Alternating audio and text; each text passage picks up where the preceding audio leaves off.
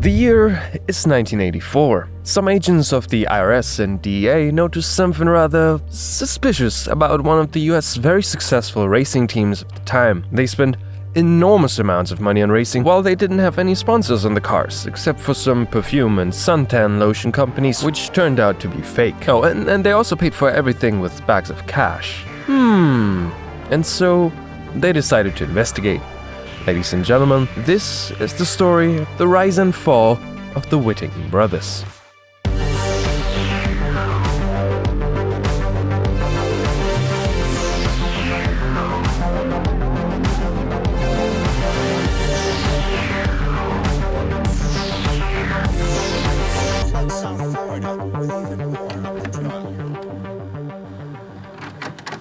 The brothers Bill, Don, and Dale Whittington were born in the 1940s in Lubbock, Texas. Their father was already a race car driver in the 1950s, and so it was only natural for his sons to have a go at racing as well. They did quite a bit of sports car racing and decided to also have a go at the insanity that is plane racing.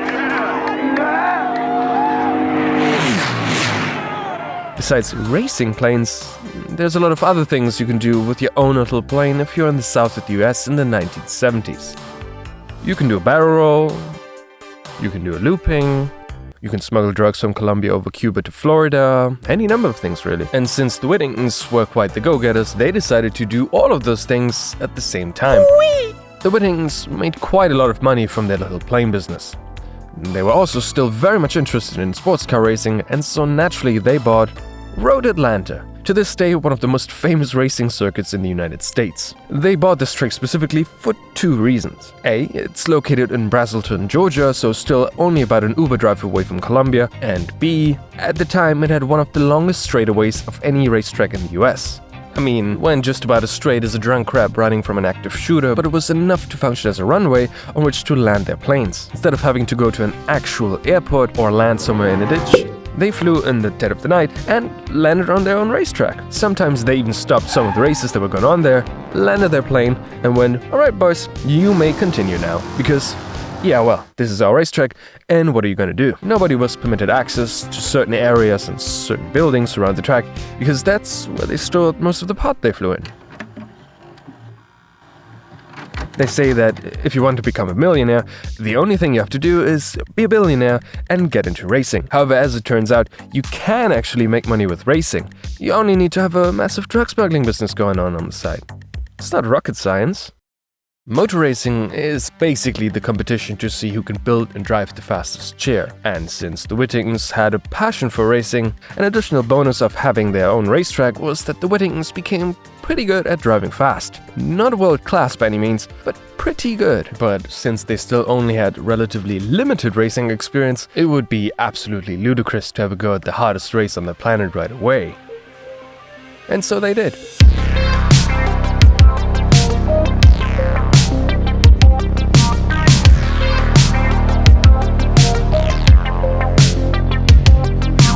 The 24 Hours of Le Mans is an endurance race in which around 60 cars try to survive driving flat out for 24 hours around a racetrack in France without crashing or breaking down. The track they race at is the Circuit de la Sarthe, a high-speed roller coaster with an almost 4-mile-long straight, where cars would reach speeds of around 230 miles per hour in 1979, which is all the more insane if you take into account that they were driving turbocharged aluminum coffins. But no, for real, racing was not safe at all, because it involved 1970s safety standards, which is as meaningful as saying 1570s human rights standards or 2020 TikTok standards, and meant that cars would basically disintegrate as soon as they could smell a wall invading on a personal space. It's one of the most dangerous races in the world, and a true test of mental and physical endurance even for the best drivers on the planet. And then there were three weed smuggling brothers. Don and Bill paid $20,000 each to get a seat at the established Kramer racing team. In 24-hour races, every car is driven by 3 different drivers, who each race around 8 of those 24 hours. So for the number 41 Kramer Racing Porsche 935, Don and Bill were 2 of those 3 drivers. The team boss, Erwin Kramer, however, decided that the other driver, professional racing driver Klaus Ludwig, would be the one to start the race, as at the beginning of the race you can gain the most but also lose the most places, and so it'd be good to have a driver that's experienced to go first. The Whittingtons, however, were not happy about that whatsoever. They said that they already paid quite a lot in order to race. If Klaus crashes the car, they wouldn't be able to drive at all, and they basically would have wasted $40,000 on nothing. Kramer was absolutely unimpressed, and since he owned the car and the team, there wasn't much they could do. And so Don Whittington asked what it would take for them to go first. Kramer lightheartedly replied, "I guess you would have to buy the car." They asked, "How much?" And in order to shut them up more than anything, Kramer jokingly said, $200,000. And so Don said, "All right, Kramer, I want you to go into a trailer. On the left somewhere you'll see a brown duffel bag on the floor. Take $200,000 out of it and not a penny more."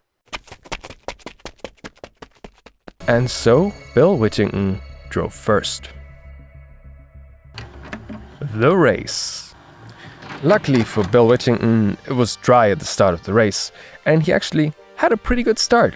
He slipped back behind the faster prototype cars as the race went on, but that was to be expected. You see, the 24 Hours of Le Mans is a multi-class race. There's a lot more nuance to this, but it's basically 2 races held at the same time. Around half of the competitors drive the slower production cars. Cars that sort of still look like the ones you could buy at the dealership. The other half of the field is made up of super fast prototypes, who were developed purely for racing at these events. They might have the same name as a production car, but otherwise have nothing in common with them. There is going to be an overall winner in Le Mans, which is basically always one of these prototypes, but there's another winner's trophy for the fastest of the production cars as well. That's the trophy the Whittingtons were competing for. The late evening hours brought fog and heavy rain, which stayed for the whole night. And so all of a sudden, all of the production cars, which had windshields and windshield wipers, were actually faster than the prototypes. After some great driving through the night by Klaus Ludwig, the number 41 Kramer Porsche production car of the Whittingtons found itself in first place. Overall, by morning, it looked as though they could actually win the whole thing. However, at around 10:40 a.m., with Don at the wheel, the car suddenly came to a halt on the Mulsanne straight. The cam belt had ripped, which is this thing, which was an absolute disaster. The 24 Hours of Le Mans is a race of endurance. As such, when your car is broken somewhere on track, you are not allowed to be helped in any way. You can't get a tow truck to get you back to the pits for repairs, nor can somebody help you repair the car somewhere on track. Either the driver fixes the problem on his own, or you're out. Unfortunately for the Whittingtons, the car was around 4.5 miles away from the pits, so it wasn't like Don could just push it back. With other cars screaming by at over 200 miles per hour for more than half an hour, Don tried his best to fix his Porsche, but to no avail, as he watched a seemingly certain victory slip away minute by minute. His brother Bill, who was sat in the pits, wasn't just gonna give up though, and so he came up with a rather ingenious plan. They sent a delivery driver to bring some sandwiches to the stricken and at this point probably fairly hungry Don at the other side of the track. In one of the sandwich bags, they hit another cam belt. Don had a little snack, attached a new cam belt, and went back into action.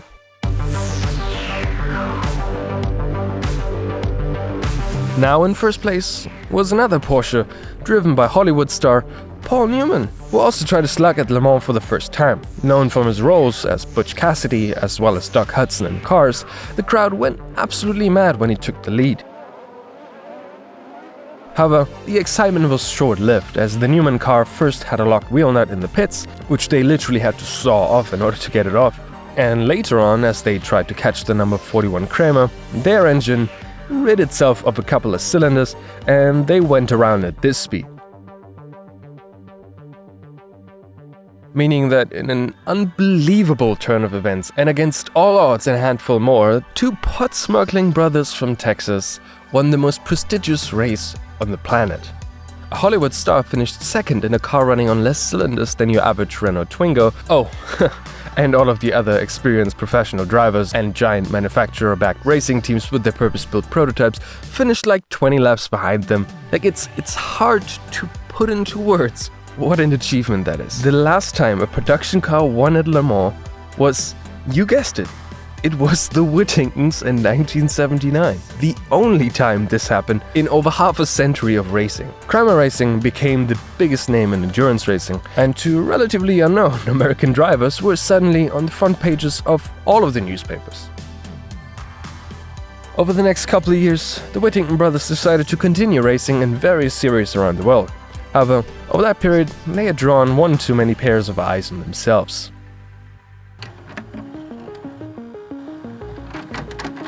You see, racing costs a lot of money, and usually you finance your racing by having sponsors on your cars. And one thing that clearly sticks out when you look at the cars of Whittington Brothers Racing, they don't really have many sponsors on their cars at all.